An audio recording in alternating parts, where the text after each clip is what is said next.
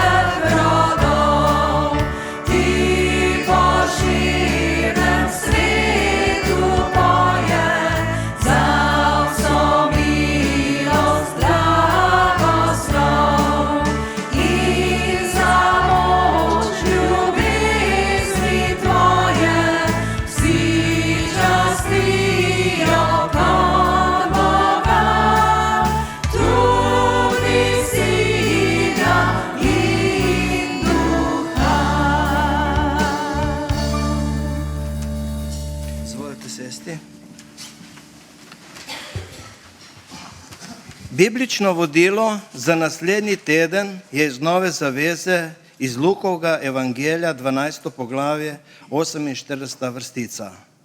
Od vsakega, ki mu je bilo veliko dano, se bo veliko zahtevalo. In komur je bilo veliko zaupano, se bo od njega toliko več terjalo. Te besede so namenjene cerkvi in Božji družini. V Psalmu 40 beremo naslednje. Blagor človeku, ki svoje zaupanje stavi v Gospoda, ki ne hodi za domišljavci in onimi, ki se obračajo k prevaram.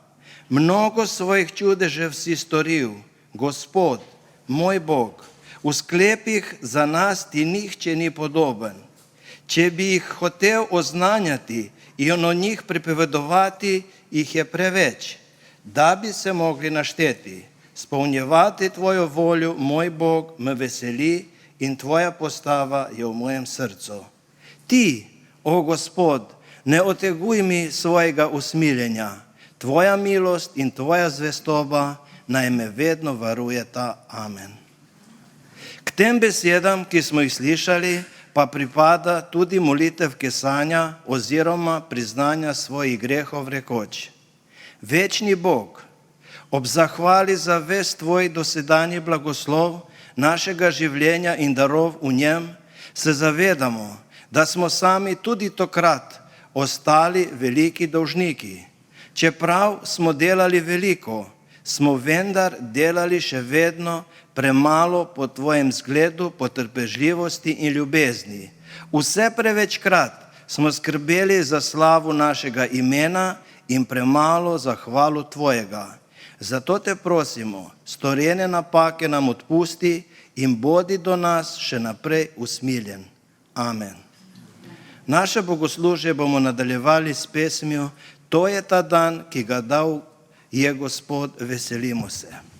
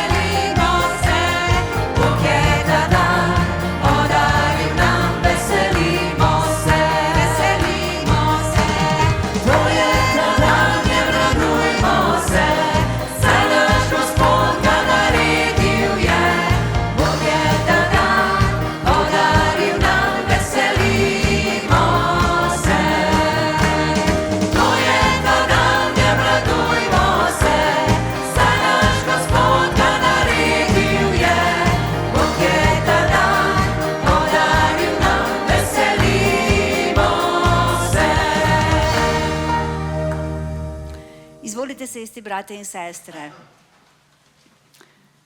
Res je ta dan podaril nam naš Bog in lahko se ga veselimo, ne glede na to, če je vroče. Kajti in vroči dnevi so dobri in mrzli dnevi, vse je dobro, kar je od našega Boga. Vsak človek na tej zemlji ima cilj, tudi če se tega ne zaveda. In ljudje imamo različne cilje, veliko pa je tudi ciljev, ki so enaki. Kristjani imamo tudi skupne cilje. In eden izmed naših skupnih ciljev, za katerega lahko rečemo, da je najpomembnejši, je cilj priti v nebeško kraljestvo. Oziroma, z drugimi besedami, vztrajati na poti za Gospodom. Lahko bi rekli, da je to naš dolgoročni cilj.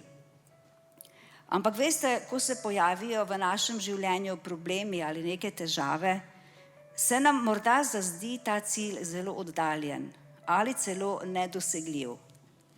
Potem pa, ko te težave minejo ali pa, ko se problemi nekako rešijo, nam je pogled na ta cilj ponovno bližji. In nekdo je takole rekel, najtežje je gledati lastni križ ali lastne težave in verjeti, da nas bo ravno ta križ pripeljal do cilja. Verjamem, da smo vsi že slišali zelo pogosto slišano in uporabljeno geslo. Pomembno je sodelovati in ne zmagati. Ampak to geslo ne drži za kristjane. Za nas je pomembno, da zmagamo, da pridemo do konca. In veste, prebrala sem, da tudi uradno geslo olimpijskih iger ni to, pomembno je sodelovati in ne zmagati, ampak je uradno geslo olimpijskih iger hitreje, višje, močneje, torej doseči cilj. In s tem geslom se tudi kristjani lahko poistovetimo. Tudi apostol Pavel je dal napotke vernikom v Filipih, kako doseči ta cilj. In ko jim je dajal te napotke, je izhajal iz lastnih izkušenj. Vemo, da je bil najprej velik preganjalec kristjanov, nato pa je postal eden izmed najpomembnejših apostolov. In tako je to svojo željo, kako naj kristjani vztrajamo, in tudi on zase pravi, napisal z naslednjimi besedami: da bi spoznali moč njega in njegovega vstajenja, ter delež pri njegovem trpljenju, pri tem pa postajam podoben njegovi smrti, da kako pridem do vstajenja od mrtvih. Ne, kakor bi to že dosegel ali prišel do popolnosti, vendar pa se trudim, da bi to osvojil, ker je tudi mene osvojil Kristus. Ne mislim, bratje, da sem to dosegel, eno pa, pozabljam, kar je za menoj in se iztegujem proti temu, kar je pred menoj, ter tečem proti cilju po nagrado, h kateri nas od zgoraj kliče Bog v Kristusu Jezusu. In voljo za uresničitev našega končnega cilja smo pokazali tudi to jutro, ko smo se zbrali v Božji hiši, z namenom, da Boga slavimo, da drug drugemu služimo z ljubeznijo in tudi, da se okrepčamo z Božjo besedo. Zato v naslednjih trenutkih, ko bomo peli pesmi, ki poveličujejo Božjo slavo, Božjo veličino, dajmo čas Bogu, povežimo se v duhu in slavimo Boga mogočnega, o katerem smo peli že na začetku. Kajti vse, kar diha, ga slavi in tudi mi ga slavimo to jutro. Kdor lahko vstane ali pa če sedite, je vseeno. Povežimo se v duhu eno.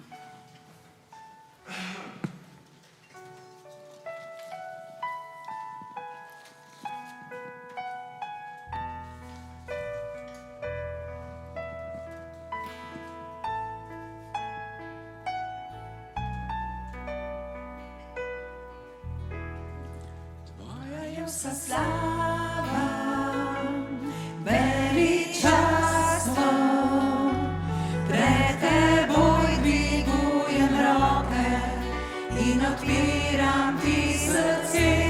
Tvoja je vsa slava, veličastvo, pred teboj dvigujem roke in odpiram ti srce. Ti velik si, delaš mnoge čudeže, tebi ni nihče enak, tebi ni nihče enak. Ti velik si,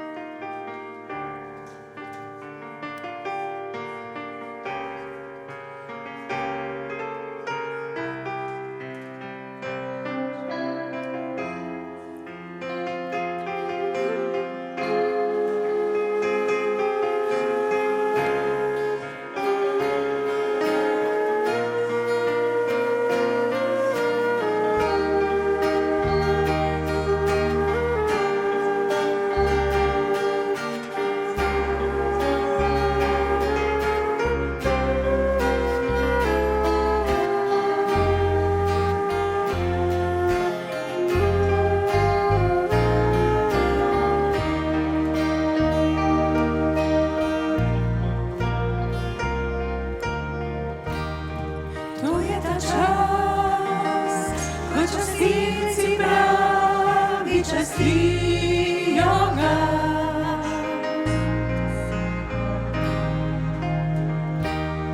To dnevi so, ko rešitve pot razodeva se.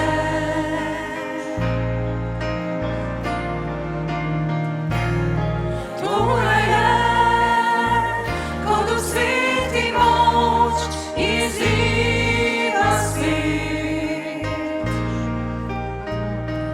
Da v resnici še v duhu molimo.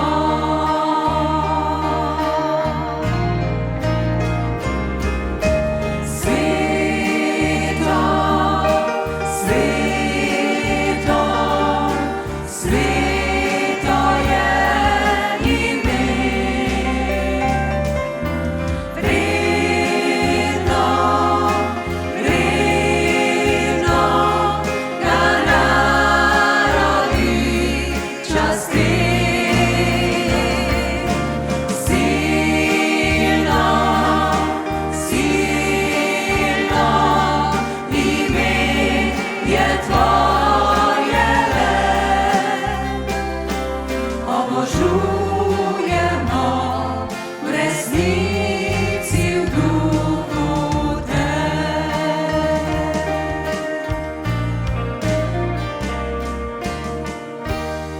To je ta čas, ko častilci pravi častijo ga.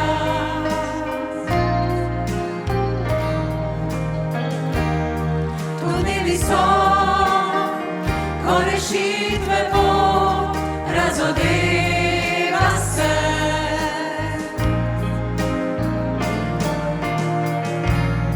To ura je, ko dosveti moč izliva svet.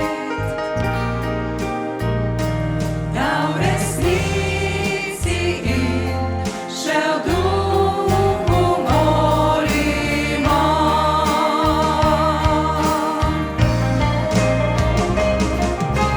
Sveto, sveto, sveto je ime.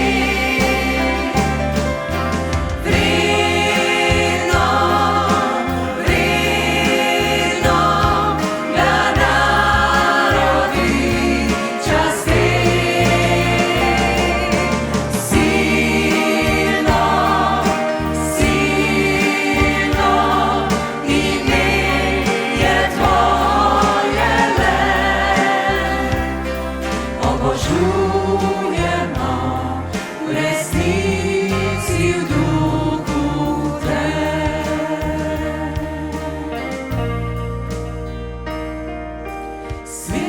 Sveto, sveto, sveto je ime. Vredno, vredno ga narodi častiti. Silno, silno ime je tvoje le.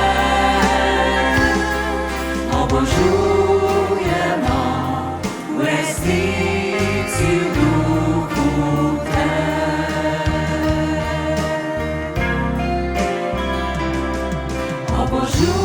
Obožujemo v resnici v duhu te.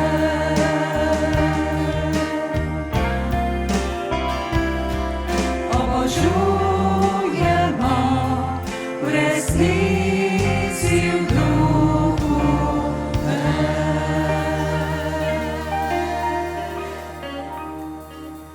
Jezus, mi to jutro obožujemo tvoje sveto ime, ker si ti edini tega vreden. In obožujemo tvoje ime, ker je v tvojem imenu odrešenje, ozdravljenje, osvoboditev. Hvala ti, ker si ti naš najbližji. Hvala ti, ker si ti naš prijatelj. In hvala ti, Jezus, ker si nam ti pokazal pot. Ti si nam pokazal cilj in ti si smisel našega življenja. Zato te slavimo in zato bomo vso večnost slavili tvoje sveto ime. In hvala ti, da se lahko že danes veselimo tega cilja, ki je pred nami. Hvala ti, Jezus, da si ti smerokaz na poti našega življenja. In hvala ti za to jutro, da smo lahko zbrani kot Božja družina, da te častimo, da se poklonimo pred tabo, da se v duhu pripognemo pred tabo. Jezus, slava tvojemu imenu, čast, moč in oblast samo tebi. Amen. Brati in sestre, doseganje našega večnega cilja je tudi darovanje naših prostovoljnih prispevkov in naj bo blagoslovljena vsaka darežljiva roka.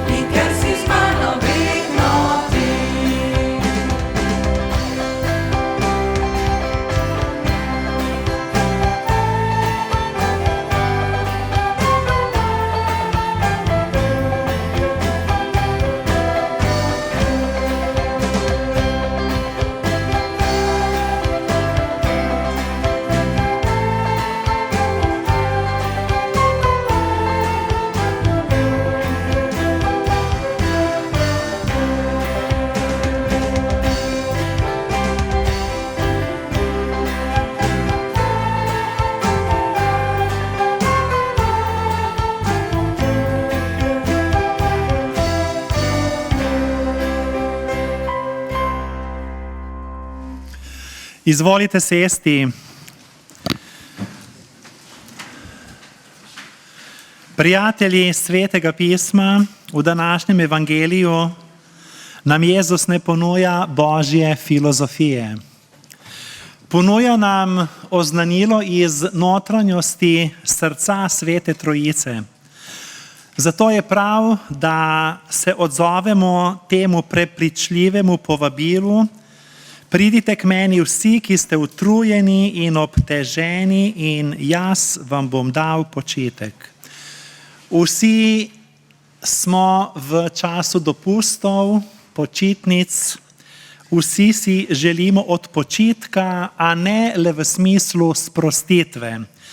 Božji počitek je več kot samo to. Božji počitek je vesel dušni mir. Torej, prepričani smo, in to je iluzija, da je veselje odvisno od sreče, dobrin, užitkov, uspeha.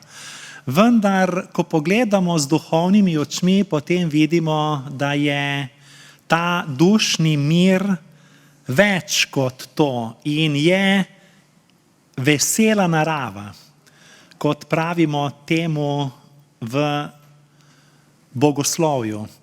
Torej, hvala Bogu, da nam Bog daje veselo naravo, ki ni odvisna od zunanjih okoliščin in sreče, ampak v vsaki situaciji.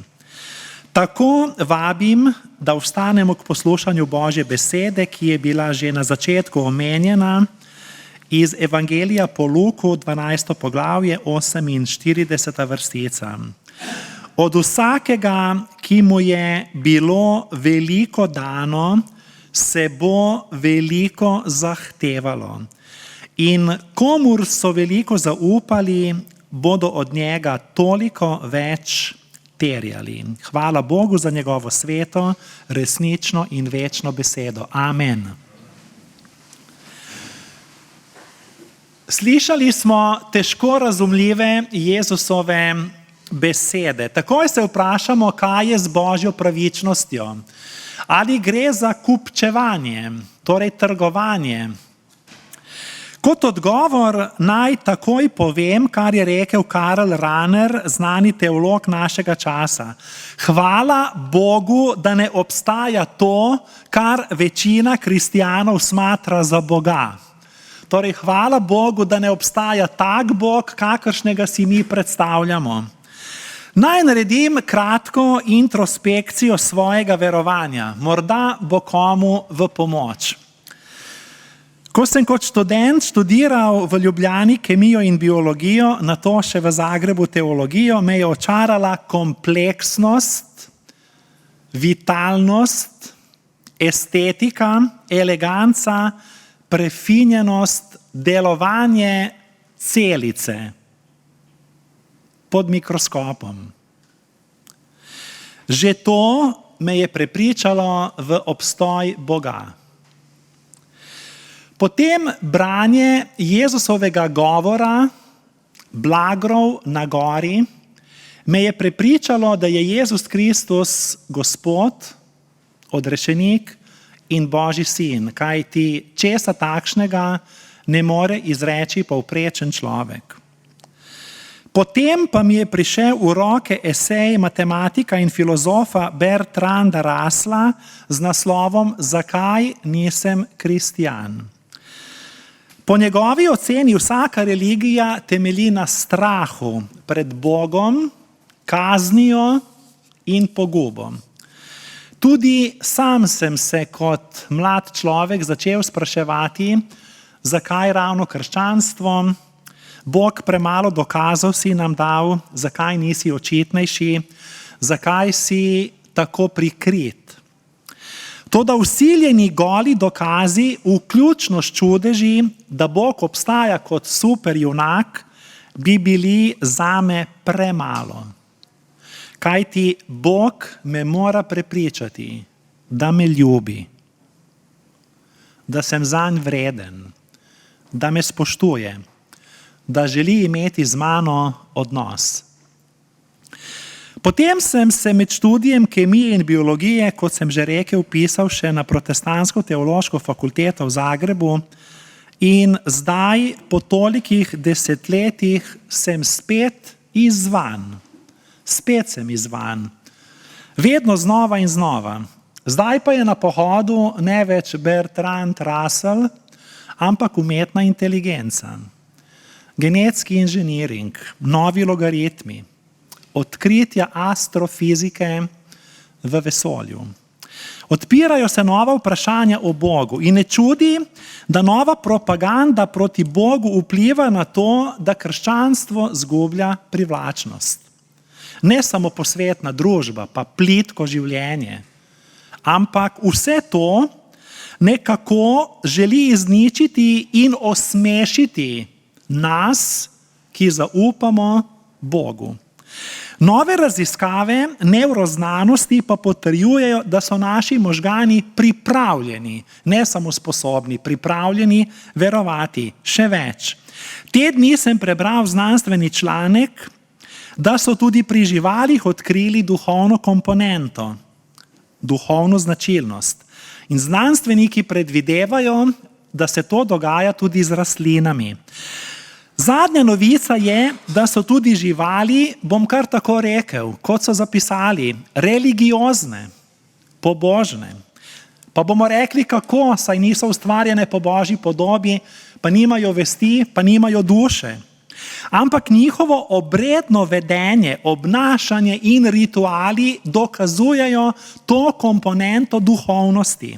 Sloni žalujejo za svojimi mrtvimi. Spremljali so srako, ki je svojemu pokojniku polagala venčke iz trave. Opazili so orko, ki je več dni nosila svojega mrtvega mladiča, preden ga je končno izpustila. Strokovnjaki so priče, kako šimpanzi plešejo ob slapovih, mahajo z vejami med opazovanjem lune, se priklanjajo in utihnejo pred naravo. Vse to počnejo, pravijo zdaj, ne le instinktivno, torej nagonsko. Inteligentni so, čustveni, socialno občutljivi, ampak imajo tudi čut za duhovnost. Torej, kaj želim povedati? Povsod okoli nas je Božja matrika. Vse povsod, v mikro in makrokozmosu. V celotnem univerzumu. In ko se kvantni svet znanosti in duhovnosti združita, ne moremo mimo Boga. Zato mi je všeč, meni ljubi Albert Einstein, ki je modro izjavil, da je znanost brez religije hroma, religija brez znanosti pa slepa. Torej se ne izključujeta znanost in vera, ampak se dopolnjujeta. In glede na to, moram priti do današnjega bibličnega vodila, smo izzvani, da nagovorimo današnjo izgubljeno, pozabljeno ali pa nekako zapravljeno generacijo, posebno mlade. In zato prosimo vodstvo Svetega Duha za pot naprej. Kaj torej storiti, ko ob vsem tem naletimo na Jezusovo izjavo? Od vsakega, ki mu je bilo veliko dano, se bo veliko zahtevalo. In komur so veliko zaupali, bodo od njega toliko več terjali. Jezusova izjava govori o odgovornosti človeka. Danes se premalo govori o odgovornosti. Radi imamo pravice, ne pa tudi obveznosti. Hočemo imeti veliko, tudi veliko zaslužiti, a z malo truda. Odrešenje nam je podarjeno, a ne kot lep suvenir, ampak da izvršujemo krščansko poslanstvo. Imamo nalogo, smo na misiji. Komur je zaupano veliko, se od njega toliko več terja. In sredi krščanske Evrope, tudi če gre samo za folklorno, tradicionalno krščanstvo, se ne moremo primerjati z domorodci na nekem neciviliziranem otoku, ki niso še nikoli slišali o Svetem pismu, Bogu, cerkvi, Jezusu, odrešeniku in tako naprej. Dejstvo pa je, da Bog nikogar ne pošilja v pekel. Bog nikogar ne pošilja v pekel. Pekel je nezdružljiv z Božjo ljubeznijo. Je pa združljiv z Božjo pravičnostjo. Je pa združljiv z Božjo pravičnostjo. Ne z Božjo ljubeznijo, ampak z Božjo pravičnostjo. Zato pravi, komur je veliko dano, od njega se več pričakuje. In komur je manj dano, se od njega manj pričakuje. Tako je tudi v življenju glede darov, sposobnosti, talentov, znanja. Ni nam treba špekulirati zdaj o večnosti, kajti večnost določamo danes. Srednjeveška cerkev je ljudi strašila in držala v pokorščini, je manipulirala s peklom. Toda Sveto pismo nam razkriva, da kazen v peklu ni ločenost od Boga, ampak ravno nasprotno, Božja navzočnost. Nisem še končal. Božja navzočnost. Navzočnost Božje ljubezni. Kaj ti Bog vedno ljubi, vsakogar ljubi, vse povsod ljubi, tudi največjega zločinca, in kazen je bolečina ljubezni. Si lahko zamislite, ne ljubiti, a biti ljubljen. Greh je vse, kar je proti ljubezni. Mislec Sartre je pravilno zapisal, da so že zdaj lahko pekel drugi ljudje. Dostojevski pa, da je v peklu vsak, kdor ne ljubi. Ljudje sami ustvarjamo pekel. Te dni me je neka medijska hiša vprašala, kaj mislim o peklu. In odgovoril sem, ljudje sami ustvarjamo pekel, s sovraštvom, z ljubosumjem, zavistjo, krivico, neiskrenostjo, samozadostnostjo, zahrbtnostjo, zlaganostjo, vojno, zarotami, nasiljem, zlorabami, socialno nepravičnostjo, izkoriščevalskim kapitalizmom. Torej, pekel je stanje duha, ne toliko lokacija, kraj, prostor, tam nekje. Zato ima vsak kristjan odgovornost ljubiti Boga in svojega bližnjega, kakor samega sebe. Oznanjati Božje odrešenje, moliti, brati Sveto pismo, prihajati v cerkev k bogoslužju, sodelovati pri Gospodovi večeri in služiti svetu. Zadnje čase me ljudje sprašujejo, kaj bo s tistimi, ki evangelija niso slišali ali pa ga niso slišali pravilno. To me zdaj bolj sprašujejo kot pred leti tisto, če je Bog dober in vsemogočen, zakaj je na svetu toliko zla, ali pa tisto takšno nespametno vprašanje, ali lahko Bog ustvari tako velik kamen, da ga ne more potem premakniti. Torej ljudje sprašujejo, kaj bo torej s tistimi, ki evangelija niso slišali, ali pa s tistimi, ki ga nikoli niso slišali, ali pa s tistimi, ki so ga slišali na napačen način, pa niso za to krivi. Bog pa je pravičen. Iz Svetega pisma vidimo, da Bog ljudi ne sodi tako, kot sodimo mi, kajti mi ne moremo Božjih misli dojeti. Bog pa se razodeva v luči splošnega razodetja v naravi in v človekovi vesti. Poglejmo v zgodovino Svetega pisma. Salemski kralj Melkizedek pa judovski filozof trpeči Job nista bila člana zavezne Božje družine Izrael. Ne vemo, da bi bila to Juda, in to je tudi pred Abrahamom. A kljub temu sta imela odnos z Bogom. In Bog ima tudi danes sodobne Melkizedeke, če lahko tako rečem, in sodobne Jobe. Ko so znanega protestantskega teologa Karla Barta vprašali, ali se Bog poleg krščanstva razodeva tudi drugod, je odgovoril, da se Bog ne razodeva v nobeni religiji, niti v krščanski. In res je.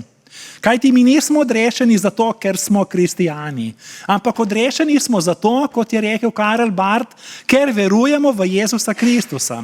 Torej Jezus Kristus pa se razodeva vedno in povsod, tudi pritajeno, prikrito, svojstveno, vsakomur na svoj način.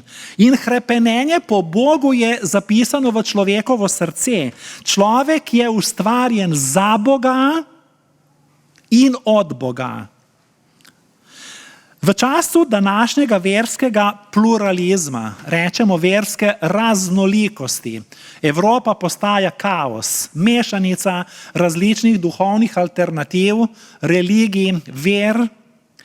In še globalna družba povrh vsega se sprašujemo, ali je Jezus Kristus res edini način spoznavanja Boga. Kaj bo storil Bog s tistimi, ki niso bili o tem obveščeni? Kako se Bog javlja v svetu, se sprašujemo. In iz Svetega pisma vidimo, da se Bog javlja na različne načine in tako zahteva odgovornost, če pridem k bibličnemu vodilu. Mi na naš način, nekdo tam, nek domorodec ob Amazonki, pa na drugačen način. Torej, Bog se razodeva na različne načine. Najprej po lepoti ustvarjene narave. Že celica je dovolj. Običajno pravijo študenti, ko gredo študirati medicino, da jih to potakne k temu, da začnejo razmišljati o življenju, o stvarniku, o Bogu. Lepota ustvarjene narave, red v naravi, človekova vest nadalje. Vse to je naravno razodetje Boga in to doživljajo vsi ljudje. Potem imamo zgodovino odrešenja, ko se Bog razodeva po svoji milosti, v polnosti pa z učlovečenjem Jezusa Kristusa. Toda Božji univerzalni govor je slišen vse povsod, od celice do zvezde na nebu. Kajti psalmist pravi, nebesa pripovedujejo Božji slavi, nebesni svod sporoča o delu njegovih rok, dan izreka dnevu govor, noč razglaša noči znanje, po vsej zemlji gre njihov val, do konca sveta njegove besede. Torej, do konca sveta gredo Božje besede. Kako torej razumeti potem Jezusovo besedo, da je samo on pot k očetu? Kako razložiti to nekomu, ki nikoli ni slišal za Jezusa? Torej, kristijani ne verujemo v univerzalno odrešenje. Veste, v zgodovini cerkve se je tudi pojavila ideja, kot temu pravimo, apokatastaze, da se bodo na koncu vsi rešili. Celo demoni, Lucifer ali hudič, in da je Bog tako milosten, da bo dal vsem univerzalno odrešenje. To je cerkev obsodila, kajti to je v nasprotju z naukom Svetega pisma. Torej, ne verjamemo v univerzalno odrešenje, verjamemo pa v univerzalnega odrešenika. Ni to čudovito? Jezusa Kristusa. Verjamemo v univerzalno ljubezen, Božjo ljubezen, ne to neko kozmično ali kakršnokoli že, kakršna se danes oznanja, kajti te hladne materije ne morejo ljubiti in čutiti. In če pogledamo spet v zgodovino Stare zaveze, vidimo, da je Mojzes prejel Božja navodila od svojega tasta Jitra, čeprav Jitr ni bil Jud, ampak je bil celo midjanski duhovnik. Pa tudi Mojzes, če smo čisto iskreni, ni slišal za Kristusa v takšni obliki, kot ga poznamo mi, ker je živel v Stari zavezi. Pa kljub temu se mu je Bog vseeno razodel. Pa apostol Pavel, ko je prišel v Atene, je tam videl poganska svetišča in citiral njihove verske pesnike. Potem je opazil oltar neznanemu Bogu in ta oltar neznanemu Bogu je postal odskočna deska. Odskočna deska za vero v Kristusa. Lahko prihajamo odkoderkoli.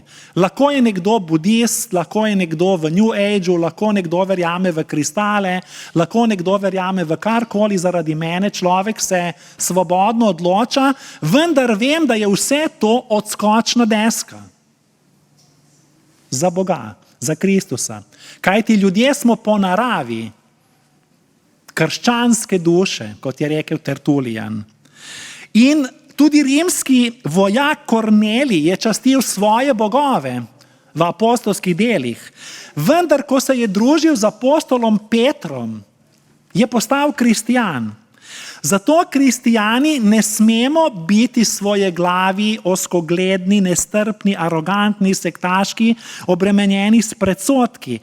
Kajti to, kako se kdo spreobrne, je itak delo Svetega Duha, ne moje, ne naše. Zato so moje sodbe odveč.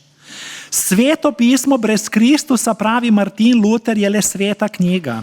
Sveto pismo pa je zibelka, v katero je položen Kristus. In ko pogledamo v Staro zavezo, pa ko pogledamo v druge religije, vidimo, da se Kristus objavlja, temu rečemo kristofanija, na tak način, da ni tako viden kot nam danes tu, ko smo peli o Jezusu, njegovo besedo citiramo, navajamo, smo v cerkvi, kar pritiče krščanstvu, ampak imamo te objave Kristusa že preden se je učlovečil. Tako v Stari zavezi ti prototipi, ki nakazujejo. In to velja tudi za ostala verovanja.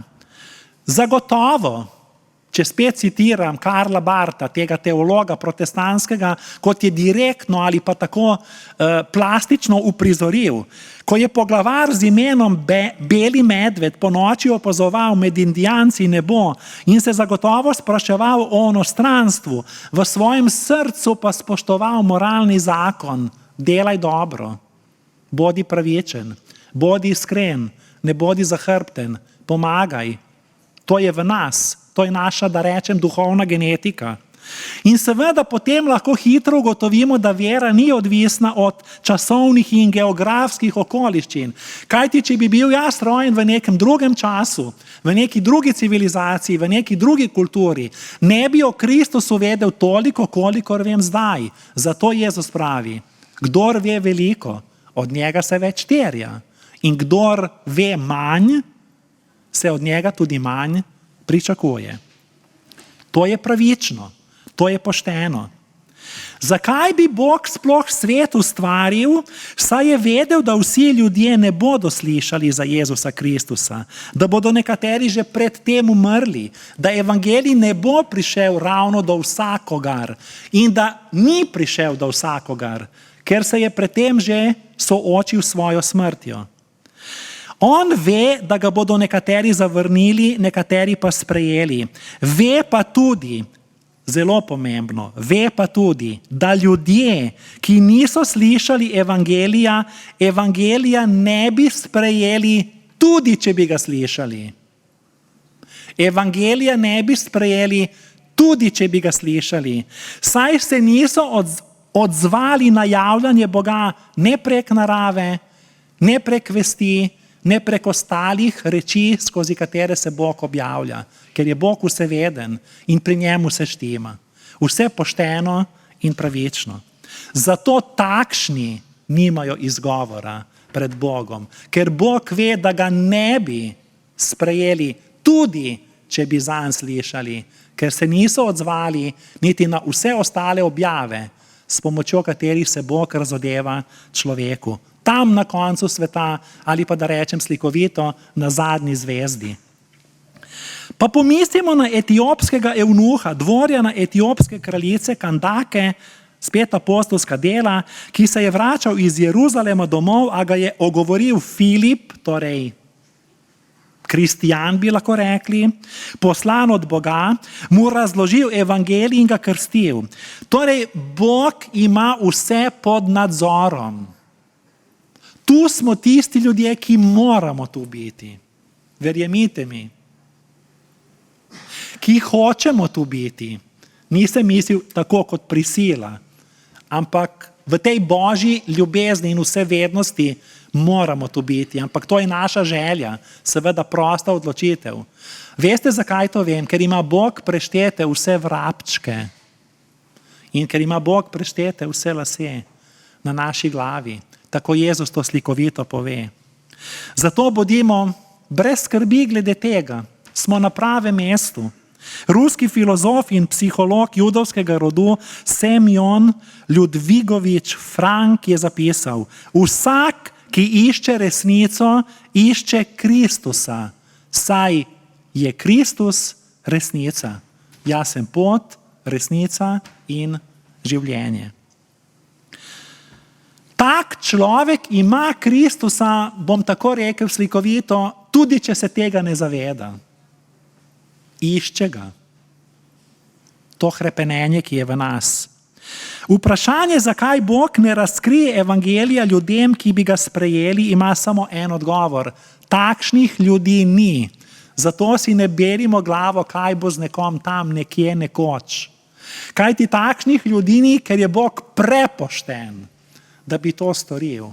Ker ima Bog toliko načinov, da je najprej pregovoril po prerokih, pa na tak način, pa drugačen. In potem pravi ob koncu časov, našem času, pa spet po Jezusu Kristusu. In mi, Evropejci, imamo zelo veliko odgovornost. Kajti Evropa je zibelka krščanstva in od tod so šli misionarji v svet. Ne vem pa, če je ta zibelka krščanstva še krščanska, kot je napisal moj kolega tu prisoten in so to tudi objavili.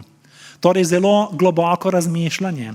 Torej streznimo se, kristijani, in bodimo ponosni na to, kajti poslanstvo, ki ga opravljamo, ga lahko opravimo samo mi. Jezus pravi, od vsakega, ki mu je bilo veliko dano, in nam je veliko dano, ne mislim materialno, ampak duhovno, se bo veliko zahtevalo in komur so veliko zaupali, bodo od njega toliko več terjali. To, da se ljudje lahko rešijo po Jezusu Kristusu je čudovito. In to, da se Jezus Kristus razodeva na mnogotere načine, je res Božja modrost, kot pravi apostol Pavel. Nihče ne veruje, če noče verjeti.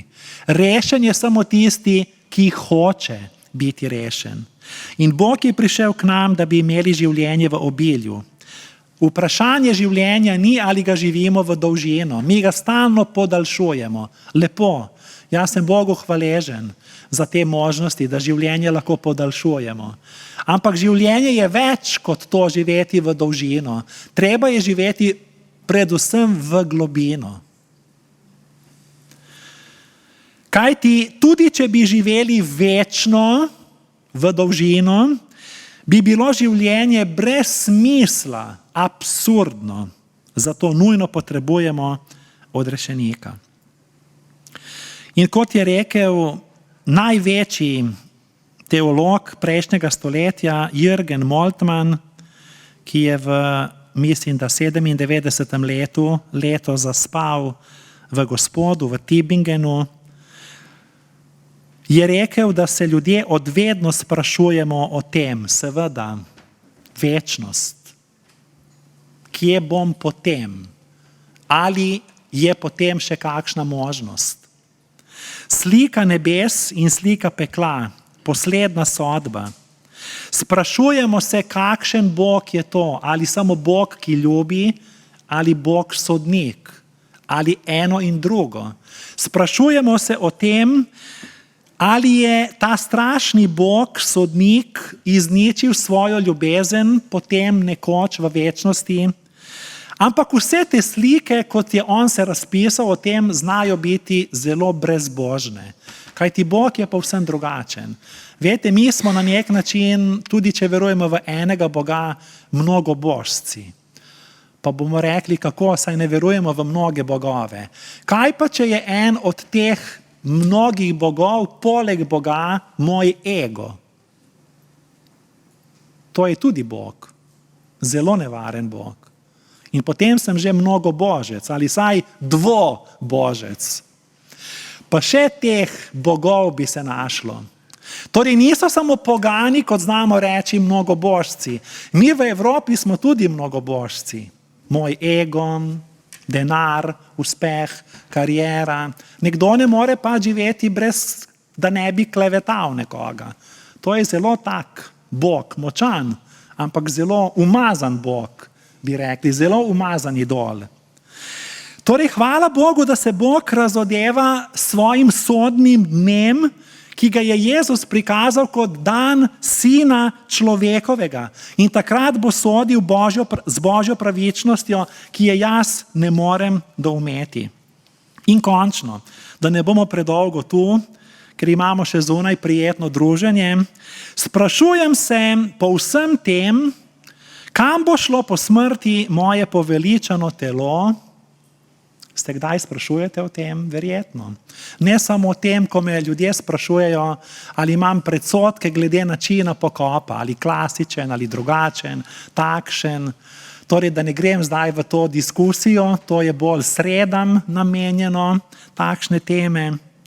Ampak, če so nebesa Božje mesto, kje je ta kraj? In ljudje si predstavljamo, ko bomo dobili vso to nagrado, ker nam je veliko dano, nam tu v Sloveniji in v Novem mestu, si zamišljamo morda, da so nebesa locirana visoko, daleč nad nami nekje.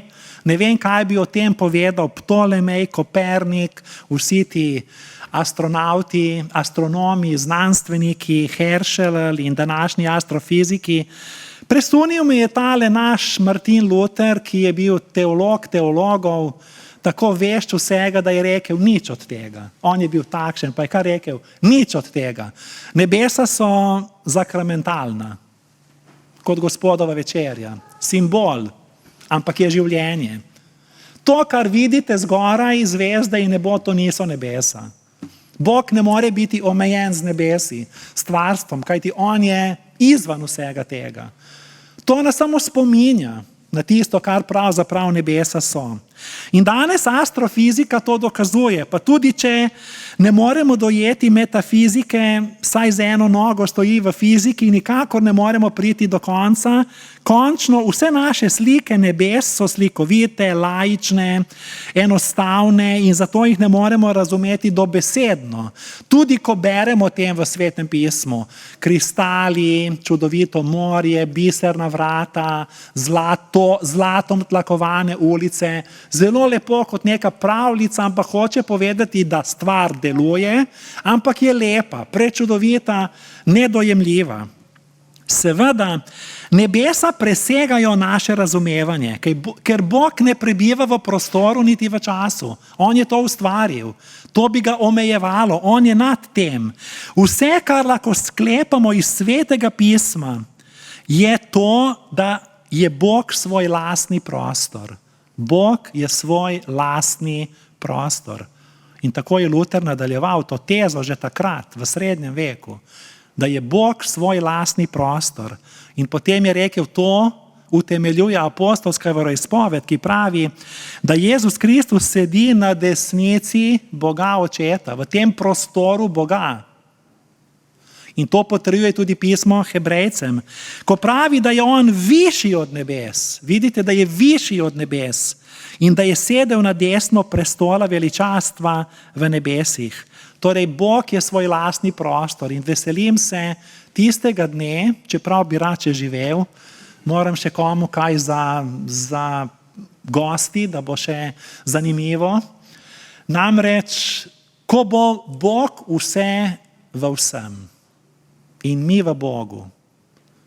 In ko je Jezus bil vzet z nebohodom, je čudovito, sedel na Očetovo desnico, v ta lastni Božji prostor. To je ta odhod k Bogu, ta Božja neskončnost, ta resničnost onkraj resničnosti, razsežnosti prostora in časa. Nebesa so tam, kjer je Kristus. Ni to čudovito? In nebesa so tu, v cerkvi dobrega pastirja, ker je tu med nami Kristus. Tu se počutimo povsem drugače, kot če bi bili nekje za šankom. Pa tudi tam je treba kdaj sesti. Tam se veliko zve. To, da sin sedi na Očetovi desnici kot vladar, in s tem končujem, ima pa tudi politično konotacijo. Kajti v tistem času, ko je bilo to napisano, je rimski cesar se imel za Boga. Ampak ta nebesa in naš Bog presegata vse to. Vse avtoritete, vsa vladarstva, temna in svetla in vse moči. Kajti mislim, da se tega današnje oblasti in oblastniki ne zavedajo. Da je ta, ki sedi na Očetovi desnici, nad vsem. In danes, sploh v tem nevarnem času, bi bilo dobro, da bi se oblastniki tega zavedali, sploh če gre za narcisoidne sociopate ali psihopate. Spomnimo se samo cesarja Nerona v času, ko je nastajalo krščanstvo. Kako bolne ideje je imel. Draga Božja cerkev, prišli smo do konca. Zvedeli smo, da nam je veliko zaupano, veliko dano. Zato se ne zgovarjajmo, ker pač nisem aboriđin tam nekje v Avstraliji, ampak sem tukaj, Novomeščan, v središču Evrope in vem veliko, tudi o krščanstvu, o Svetem pismu in se od mene pričakuje drugače in več kot od nekoga, ki te možnosti ni imel. In hvala Bogu, da je Bog pravičen. Zato sklonimo svojo glavo k molitvi in prosimo Boga za pomoč. Ljubeči Bog Oče, prihajamo v Tvojo nebeško prestolnico in se priklanjamo pred Tvojim veličastvom. Pomagaj nam, da bi Ti v teh negotovih, neznanih časih zaupali, Ti odprli vse skrivne prostore svojega srca in Te posamično povabili. Vstopi v moje srce, bodi gospodar mojega življenja. Sveti Duh vodi nas do globjega spreobrnenja, k predanosti, da bomo molili: Bog, izročamo ti svoj čas, zaklade, finance, talente, zdravje, bolečine, telo, družino, delo, odnose, uspehe, neuspehe, strahove, čustva. Izročamo ti preteklost, sedanjost in prihodnost. Oče, vemo, da nič in nihče ne more preprečiti čaščenja tebe, razen hladnost našega srca. Prosimo te, vzemi naše življenje in jih uporabi v svojo slavo in v dobro ljudem. Spremeni nas v uporabne, zveste delavce nebeškega kraljestva, tu, kjer živimo. Slava Očetu in Sinu in Svetemu Duhu. Amen. Bomo vstali in zapeli zaključno molitev, ki pravi: Ljubim te, moj Gospod, ravno v teh trenutkih.